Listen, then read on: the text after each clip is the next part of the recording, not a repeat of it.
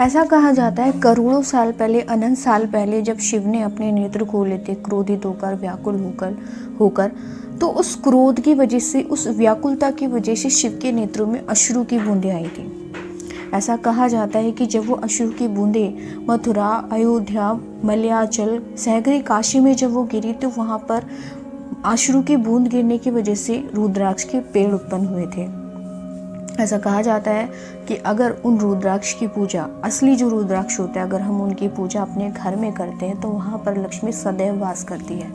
वहाँ पर सुख, संपत्ति, वैभव सब चीज़ रहती है, शांति रहती है, क्लेश के नाम और निशान नहीं होता। वहाँ के लोगों को मनोवांछित फलों की प्राप्ति होती है। इतनी ज़्यादा पॉजिटिव एनर्जी और इतनी ज़्यादा शक्ति होती है रुद्राक्ष के अंदर। जो व्यक्ति मोक्ष की प्राप्ति करना चाहते हैं तो उन्हें रुद्राक्ष का धारण ज़रूर करना चाहिए, क्योंकि रुद्राक्ष जो धारण करते हैं ना, उनके लिए मोक्ष का मार्ग जो है वो आसान हो जाता है। ऐसा शिव पुराण में लिखा है। अब मैं आपको बताती हूँ कि किस रुद्राक्ष की कैसी शेप को हम अगर धारण करें तो हमें उसके फल कैसे प्राप्त होते हैं। आंवले के फल का जो रुद्राक्ष होता है वो सबसे उत्तम श्रेणी का रुद्राक्ष कहा करते हैं। ऐसा कहा जाता है कि वो हमारे समस्त पापों का नाश करता है। और जो बेर के फल का बराबर जो रुद्राक्ष होता है वो ऐसा कहा जाता है कि वो मध्यम श्रेणी का रुद्राक्ष होता है। और अगर हम उसको धारण करते हैं तो वो सबसे छोटा होने के बावजूद भी सुख, सौभाग्य की वृद्धि करने वाला होता है हमारे जीवन में। और जो चने के शेप का जो रुद्राक्ष होता है वो सबसे निम्न कोटि का रुद्राक्ष होता है। और जो गूंजा फल के बराबर जो रुद्राक्ष होते हैं और अगर हम उनका धारण करें, ऐसा कहा जाता है कि वो उनको धारण करने से हमारी सारी जो मन की इच्छाएं हैं, मनोवांछित फल जिन्हें हम कहते हैं, कि वो हमें प्राप्त होते हैं। अब आती है बात कि जो व्यक्ति रुद्राक्ष की माला का धारण करता है उनके लिए क्या क्या नियम है, हम कैसे कैसे किन किन मंत्र का उच्चारण करते हुए किन किन जगहों पे उन्हें धारण करना चाहिए।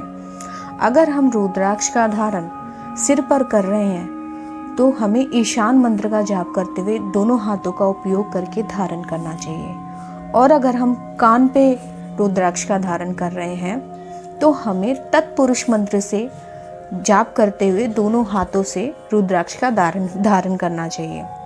और अगर हम गले में या हृदय में उनका धारण कर रहे हैं तो हमें अघोर मंत्र से जाप करते हुए दोनों हाथों से रुद्राक्ष की माला का धारण करना चाहिए।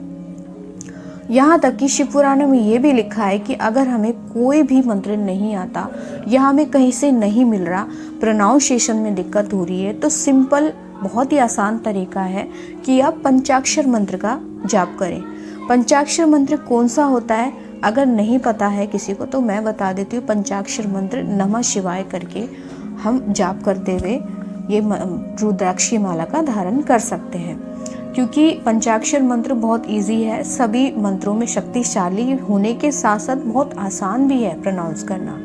तो इसलिए अगर आपको कोई भी मंत्र नहीं प्रोनाउंस कर पा रहे हो या नहीं मिल रहा है कहीं से भी, तो आप सिंपली पंचाक्षर मंत्र का जाप करते हुए रुद्राक्ष की माला का इन जगहों पर जाप करते हुए पहन सकते हैं। लेकिन आपको रुद्राक्ष की माला जब आप धारण करें ना, तो आपको एक चीज़ का बहुत अच्छे से ध्यान रखना है कि जब हम रुद्राक्ष की माला का धारण करते हैं तो हमें उसी वक्त से, उसी दिन से लहसुन, प्याज, धूम्रपान, जो हम शराब ड्रिंकिंग वगैरह करते हैं, स्मोकिंग करते हैं, नॉन वेज खाते हैं, लहसुन प्याज खाते हैं, ये सब खाना हमें छोड़ देना चाहिए। क्योंकि इन रुद्राक्ष की मालों को पहनने का जो सौभाग्य होता है ना, वो किसी किसी को मिलता है, हर किसी को मिलता भी नहीं है। तो इसका सम्मान करना सीखिए, अपमान बिल्कुल मत करिए, क्योंकि ये एक टाइप से अपमान ही हुआ ना कि हम एक तो उनको धारण कर रहे हैं और धारण करने के बाद फिर भी उन्हीं चीज़ को कंटिन्यू कर रहे हैं, तो उनका उस चीज़ को पहनने का फ़ायदा नहीं है। बल्कि हमें रुद्राक्ष की माला पहनते हुए अगर हम ये सब चीज़ें करेंगे, हमें उल्टा ही परिणाम देखने को मिलेगा। फल की प्राप्ति नहीं होगी,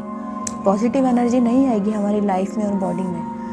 तो सम्मान करें रुद्राक्ष की माला का अगर उनको धारण करें। और सबसे बड़ी बात, जो ये चाहते हैं कि हमें मोक्ष की प्राप्ति हो, हमारे जीवन के पाप के नष्ट हो जाए, जितने भी हमने पाप किए वो नष्ट हो जाए, हमारे मृत्यु के बाद हमें मोक्ष मिल जाए, मोक्ष का जो रास्ता है वो आसान हो जाए, तो उन्हें रुद्राक्ष की माला का धारण ज़रूर करना चाहिए। एक चीज़ मैं यहाँ पर आपको बता देना चाहती हूँ कि अगर कोई व्यक्ति आपको महामृत्युंजय मंत्र का जाप करते हुए और रुद्राक्ष से विभूषित मतलब सारे अंगों में उसने रुद्राक्ष को धारण कर रखा हो, इसे विभूषित करना बोलते हैं, जो जिसने सारे अंगों पे अपने रुद्राक्ष को विभूषित कर रखा हो। ऐसा अगर कोई इंसान आपको दिखे तो उसको शाम दंडवत प्रणाम जरूर करिएगा, क्योंकि ऐसा कहा जाता है कि अगर कोई व्यक्ति ऐसे व्यक्ति को महामृत्युंजय जाप करते हुए और रुद्राक्ष से विभूषित देख लेता है तो वह साक्षात रुद्र के दर्शन के समान ही होता है।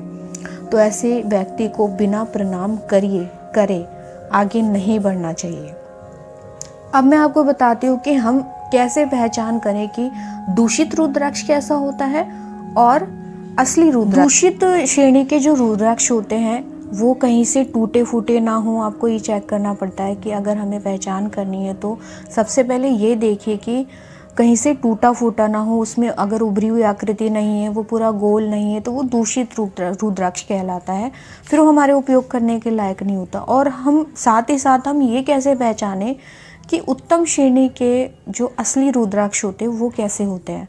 एक तो वो पूरे गोल होंगे, उन पे उभरी हुई आकृति होती है और उसमें ऑटोमेटिकली छेद होते हैं। इंसानों द्वारा जो छेद बनाए जाते हैं जिन रुद्राक्ष में, वो मध्यम श्रेणी में रुद्राक्ष आ जाते हैं। लेकिन जिसमें ऑटोमेटिकली छेद होते हैं, जो पूरे गोल होते हैं और जिनमें उभरी हुई आकृति होती है, वो बहुत ही उत्तम श्रेणी के रुद्राक्ष होते हैं। जो अब मैं आपको बताऊंगी कि रुद्राक्ष के कितने प्रकार होते हैं और कितने मुख वाले होते हैं। जो एक मुखी वाला रुद्राक्ष होता है वो भोग और मोक्ष रूपी फल प्रदान करता है। जो दो मुखी वाले रुद्राक्ष होते हैं वो सदैव सारी कामनाओं का फल प्रदान करते हैं। जो तीन मुखी वाले रुद्राक्ष होते हैं वो सदैव साधना का फल प्रदान। जो चार मुखी वाला रुद्राक्ष होता है वह साक्षात ब्रह्म का रूप होता है, जो धर्म, अर्थ, काम, मोक्ष ये चारों पुरुषार्थों की प्राप्ति कराता है। और जो पंचमुखी रुद्राक्ष होता है वह साक्षात कलिंग रुद्र रूप देवी का रूप होता है, जो हमें मुक्ति और मनोवांछित फल की प्राप्ति कराता है। जो 6 मुख वाला रुद्राक्ष होता है वो साक्षात कार्तिकेय का रूप होता है। ऐसा कहा जाता है कि अगर कोई व्यक्ति उसे अपनी बाएं बाह में धारण करे तो धारण करने वाला व्यक्ति ब्रह्म हत्या जैसे पापों से बच जाता है, मुक्त हो जाता है। और जो 7 मुख वाला रुद्राक्ष होता है वह साक्षात अनंग स्वरूप होता है, जिसे अनंग नाम से भी जाना जाता है। ऐसा कहा जाता है उसे धारण करने वाला व्यक्ति दरिद्र भी ऐश्वर्यशाली हो जाता है। अष्टमुखी वाला जो रुद्राक्ष होता है वह अष्टमूर्ति भैरव के रूप के समान होता है। ऐसा कहा जाता है जो व्यक्ति उनको धारण करते हैं वह स्वयं शूलधारी शंकर के समान हो जाते हैं। और जो 9 मुखी वाला रुद्राक्ष होता है वह भैरव और कपिल मुनि का प्रतीक होता है। ऐसा कहा जाता है कि जो व्यक्ति उसको धारण करता है वह सर्वेश्वर शिव के समान हो जाता है। जो 10 मुख वाला रुद्राक्ष होता है वह साक्षात विष्णु के रूप के समान होता है। ऐसा कहा जाता है जो व्यक्ति इस रुद्राक्ष को धारण करता है उसकी संपूर्ण कामनाएं पूरी होती हैं। और जो 11 मुख वाला रुद्राक्ष होता है वह साक्षात रुद्र के रूप की तरह ही होता है, उनके समान ही होता है। ऐसा कहा जाता है कि जो व्यक्ति 11 मुखी वाला रुद्राक्ष पहनता है वो सर्वत्र विजयी होता है। 12 मुख वाले रुद्राक्ष को अगर हम अपने मस्तक पर केशव प्रदेश में धारण करें तो ऐसा कहा जाता है कि 12 के 12 आदित्य हमारे मस्तक पर विराजमान हो जाते हैं। और जो 13 मुख वाला रुद्राक्ष होता है वह साक्षात विश्व वेद का स्वरूप होता है।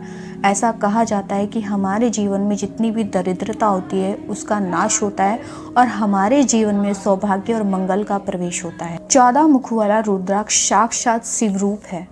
अगर हम उसको मस्तक पर धारण करेंगे तो इससे अच्छी बात क्या हो सकती है। वो साक्षात शिव रूप है, यानी कि शिव रूप, शिव ही हमारे साथ रहेंगे, शिव हमारे साथ एनी टाइम रहेंगे, एनी टाइम हमारे साथ चलेंगे। तो ये मैंने आपको बताया कि रुद्राक्ष के कितने प्रकार होते हैं, कितने मुख होते हैं और उनको अगर हम धारण करें तो उनके क्या हमें फल मिलते हैं। अगर आपको मेरी वीडियो अच्छी लगी हो तो सब्सक्राइब करें, लाइक करें।